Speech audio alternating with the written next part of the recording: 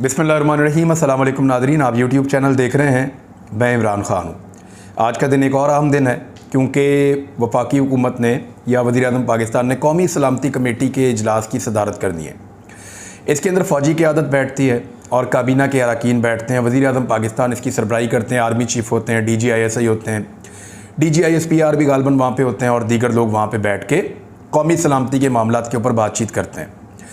ये हमेशा से यह मीटिंग होती रहती है। पाकिस्तान में कौमी सलामती के इशूज़ जो हैं वो रहते हैं।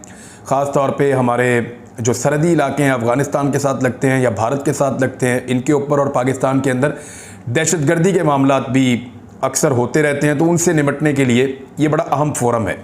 लेकिन इस मरतबा इस मीटिंग से पहले कुछ चीज़ें हुई हैं, आप ज़रा गौर कीजिएगा। मुझे ऐसा लगता है कि पाकिस्तान की फ़ौज को एक कंट्रोवर्सी में घसीटने की कोशिश की जा रही है और ये चीज़ मैं आपके सामने रख देता हूँ कि मुझे ऐसा क्यों लगता है। देखिए, वज़ीर-ए-आज़म मुलाकात करते हैं आर्मी चीफ से और DG-ISI से, और उसके बाद पार्लियामेंट के अंदर करारदाद आ जाती है अदलिया के ख़िलाफ़, यानी अदालत के फ़ैसले को मुस्तरद कर दिया जाता है उस करारदाद के अंदर। और करारदाद मैंने आपको पिछले वीलॉग के अंदर पढ़ के सुनाई है कि एक्चुअली वो करारदाद कहती क्या है। लेकिन इस करारदाद के हवाले से कुछ बड़े अहम सवालात हैं जो अब उठना शुरू हो गए हैं।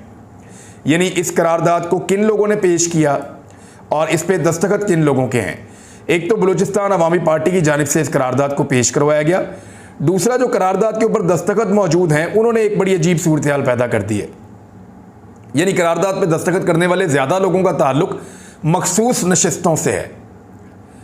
यानी उन लोगों को, आपको पता है, सीट मिलती वफादारी के एवज़ है कि आप हमारे वफादार रहें, हम आपको ये नशिस्त दे देंगे। कोई बड़ा लीडर इस करारदाद पे दस्तखत नहीं कर सका। शहबाज शरीफ ने खुद भी इस करारदाद के ऊपर दस्तखत नहीं किए। बिलावल जरदारी ने इस करारदाद के ऊपर दस्तखत नहीं किए। खुर्शीद शाह साहब के मुझे इसके ऊपर दस्तखत नज़र नहीं आए। यानी पॉलिटिकल पार्टीज़ के, राना सनाउल्लाह साहब के भी मुझे इसके ऊपर दस्तखत नज़र नहीं आए। वो लोग जो अपने सियासी मुस्तकबिल को महफूज रखना चाहते हैं, उनमें से किसी ने भी इस करारदाद के ऊपर दस्तखत नहीं किए। मुझे नहीं लगता कि फ़ौज को अपने आप को इस मामले के अंदर लाना चाहिए। एक इदारा है काबिल एहतराम, सुप्रीम कोर्ट ऑफ पाकिस्तान, उसके मुअज़्ज़ज़ जज साहब, जिनमें चीफ जस्टिस ऑफ पाकिस्तान शामिल हैं, उन्होंने एक फ़ैसला दिया है कि 2 सूबों के अंदर आईने पाकिस्तान के मुताबिक इंतखाबात करवाए जाएं। अब इसमें तो फ़ौज का कोई लेना देना है नहीं, या फ़ौज इसके अंदर कोई रोल प्ले कर नहीं सकती है कानूनी और आईनी तौर पर, ना उनका इसके साथ कोई ताल्लुक़ है। इलेक्शन के लिए सिक्योरिटी फराहम करनी है, ये हुकूमत की जानिब से वजारत दिफा और वजारत दाखिला की जानिब से, या सूबाई हुकूमतें जो निगरान बनी हुई है उनकी जानिब से सिक्योरिटी फराहम की जाएगी। जबकि जो फंड्स हैं वो वजारत ख़जाना की जानिब से फराहम किए जाएंगे। इसमें फ़ौज का तो कोई रोल कानूनी और आईनी तौर पे नहीं है। लेकिन कुछ सहाफ़ी जानबूझकर इस मामले को वहाँ जोड़ रहे हैं। एक्चुअली ये किया क्यों जा रहा है, गौर कीजिए। इमरान खान साहब ने अब नहीं कहा, वो पहले दिन से, जब से जनरल बाजवा के साथ उनके इख्तिलाफात थे, उसके बाद से लेकर अब तक इमरान खान साहब लगातार कह रहे हैं कि फ़ौज भी मेरी है, मुल्क भी मेरा है। और वो ये भी कह रहे हैं कि ये फ़ौज मेरे मुल्क के लिए मेरे से भी ज़्यादा ज़रूरी है। वो ये कह चुके हैं, एक मरतबा नहीं कई मरतबा कह चुके हैं। और उस वक्त भी कह चुके हैं जब जनरल बाजवा के साथ उनके इख्तिलाफात अपने उरूज पर थे, उस वक्त भी इमरान खान ने कहा। लेकिन अभी मैंने देखा कि PMLN के सोशल मीडिया से जुड़े लोगों ने और मीडिया से जुड़े लोगों ने इसको हवा देना शुरू की और उन्होंने कहा कि इमरान खान शायद यू टर्न ले रहे हैं और अपना मौक़िफ़ बदल रहे हैं।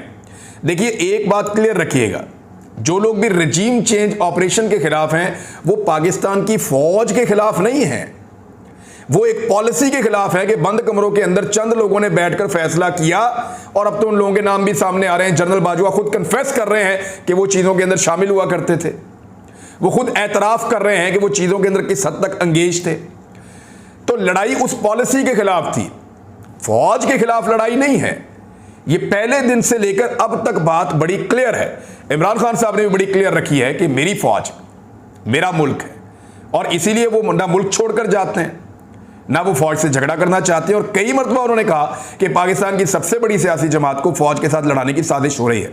और अब एक मरतबा फिर यही कोशिश की जा रही, लोगों को गुस्सा दिलाने के लिए इस किस्म के स्टेटमेंट दिए जाते हैं कि अब क्या बयानियां लेकर आएंगे, अब तो फ़ौज के साथ सुलह हो गया। वो फ़ौज के साथ जंग नहीं थी, लड़ाई जो है वो बंद कमरों में फैसला करने वाले चंद ऐसे किरदारों के साथ थी जो इस मुल्क का फैसला एक बंद कमरे में करके कौम के ऊपर मुसल्लत कर देते हैं। और एस्टेब्लिशमेंट के साथ एक लड़ाई है। जनरल बाजवा उसका एक किरदार है, एक बड़ा किरदार, लेकिन उसके बावजूद फौज के साथ कभी किसी ने, और फौज पाकिस्तान के अंदर से है, कोई बाहर से नहीं आई हुई। ये पाकिस्तानी भर्ती हुए हैं फौज के अंदर, उनके जज्बात भी पाकिस्तानियों से मुख्तलिफ नहीं हो सकते। जैसा पाकिस्तानी सोचते हैं वैसा ही पाकिस्तान की फौज भी सोचती है।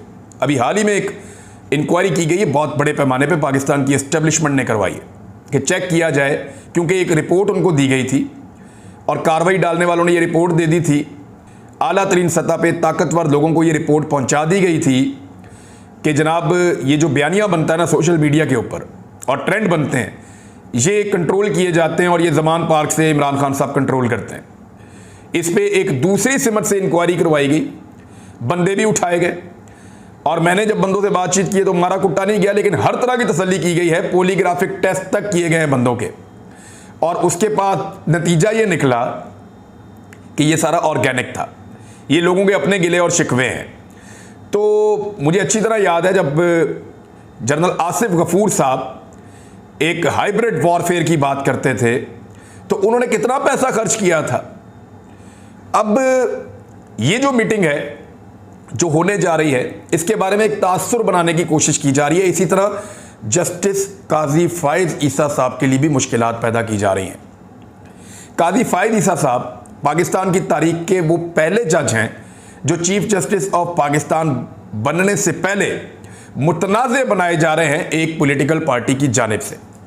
यानी हर जगह पे मरियम नवाज उनका नाम लेती हैं, हर जगह पे PMLN के लोग चीख चीख कर उनका नाम लेते हैं जस्टिस काजी फायद ईसा साहब का, और उन्हें लगातार मुतनाज़े बनाने का अमल जारी है।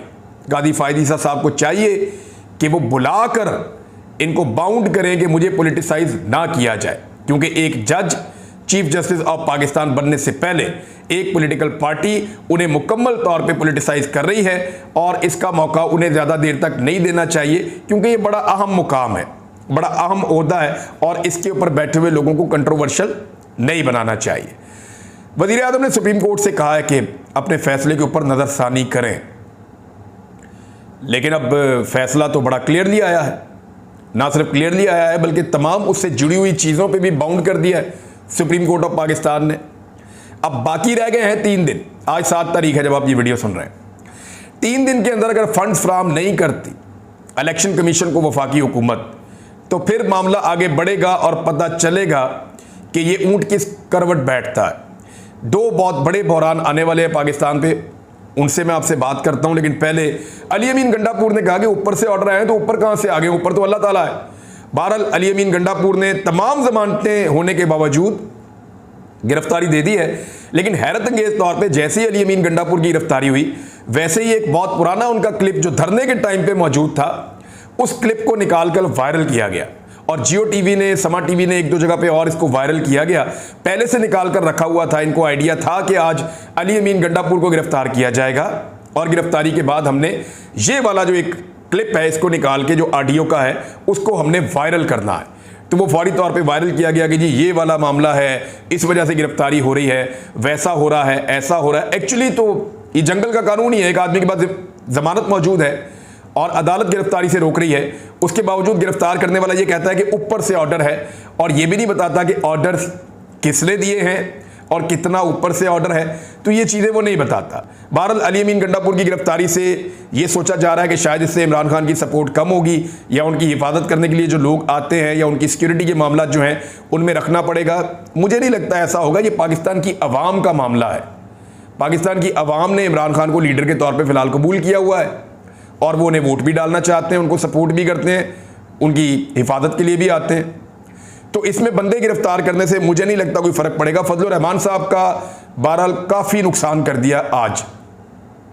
अली अमीन गंडापुर अगर गिरफ्तार ना होते तो फजलुर रहमान साहब की सियासत डेरा इस्माइल खान में बची रहती, लेकिन अली अमीन गंडापुर की गिरफ्तारी से फजलुर रहमान साहब की मकबूलियत कम होगी डेरा इस्माइल खान में और अली अमीन गंडापुर की मकबूलियत में इजाफा होगा। वो पहले ही फजलुर रहमान को कई मरतबा शिकस्त दे चुके हैं, तो इस मरतबा फजलुर रहमान साहब की सियासत को पूरी तरह से तबाह कर दिया है। एक बहरान जिसका मुझे आपको बताना था, आटे और बिजली का एक बहुत बड़ा क्राइसिस आ रहा है। फ्यूल प्राइसेस पाकिस्तान में बहुत ज़्यादा बढ़ गई हैं और बिजली की कीमतें गुज़िश्ता एक साल में जब से इम्पोर्टेड हुकूमत आई है, इन्होंने कहा था कि हम आधी कर देंगे। आधी करने की बजाय इन्होंने दुगनी कर दी हैं बिजली की कीमतें। एक तो आम आदमी गर्मियों के अंदर जब पंखा चलाएगा, जब उसका बिजली का इस्तेमाल ज़्यादा होगा, पानी का इस्तेमाल ज़्यादा होगा, तो फिर वो बिजली का बिल नहीं दे पाएगा। दूसरा, बदतरीन लोड शेडिंग का आपको सामना करना पड़ेगा, वो इसलिए कि पाकिस्तान के पास इतने ज़्यादा वाटर रिजर्व्स नहीं हैं कि पाकिस्तान बिजली बना सके जून और मई के महीने में। मई और जून के महीने में बिजली का बहरान आएगा। इस तरह जिस तरह आटे की थैलियां बांटी जा रही हैं, लोग वहां पे जांबक हो रहे हैं। ये पॉलिसी एक चीप पॉलिटिकल स्टंट तो हो सकता है, आप थोड़े बहुत वोटों के लिए तो ऐसा कर सकते हैं, लेकिन इससे फायदा नहीं होगा। इससे उल्टा लोगों की जानें जाएंगी। आप सस्ता आटा, सब्सिडाइज आटा पूरे पाकिस्तान के अंदर फराहम कीजिए, क्योंकि सफ़ेद पोश तबके की पहुंच से आटा बाहर होता जा रहा है। 1000 रुपये अगर आप किसी आदमी को देते हैं और उसके अंदर 5 किलो 7 किलो आटा आता है, तो वो 1000 रुपया तो उसका 4 दिन के अंदर ख़त्म हो गया एक कुंबे का। तो ये भी अब कोई सपोर्ट रही नहीं। इलेक्शन कमीशन ने नाज़रीन ज़ाब्ता अखलाक जारी कर दिया इलेक्शन के हवाले से, जबकि राणा सनाउल्लाह साहब का ये कहना है कि गदर मच जाएगा पंजाब में इलेक्शन वाले दिन। ये उनकी ख्वाहिश हो सकती है, लेकिन उम्मीद है कि वज़ीर दाखिला को ऐसी बात नहीं करनी चाहिए। इलेक्शन साफ़ और शफाफ होना चाहिए। इंडिया के अंदर इलेक्शन फेजेस के अंदर होता है, दुनिया के कई मुल्कों में फेजेस में इलेक्शन होता है। पाकिस्तान की 22 करोड़ की आबादी है, 23 करोड़ की आबादी है। अगर यहाँ पे भी फेजेस में इलेक्शन हो तो कोई प्रॉब्लम होनी नहीं चाहिए, लेकिन इलेक्शन ज़रूर होना चाहिए। एक खबर मैं आपको जाते जाते दे दूँ कि इसहाक डार साहब ने कहा है कि जितने लोग दरखास्तें जमा करवाएंगे हज के लिए, उन तमाम को हज पे भेजा जाएगा। उसकी वजह ये नहीं है कि गवर्नमेंट कोई बहुत अच्छी पॉलिसी लेकर आई है। हज को इतना महंगा कर दिया है और पाकिस्तान में महंगाई इतनी ज़्यादा बढ़ गई है कि हुकूमत के पास 90,000 का कोटा है और दरखास्तें ही मौसूल नहीं हुई। अब तक के लिए इतने ही। अपना ख्याल रखिएगा, अपने इस चैनल का भी। अल्लाह हाफ़िज़।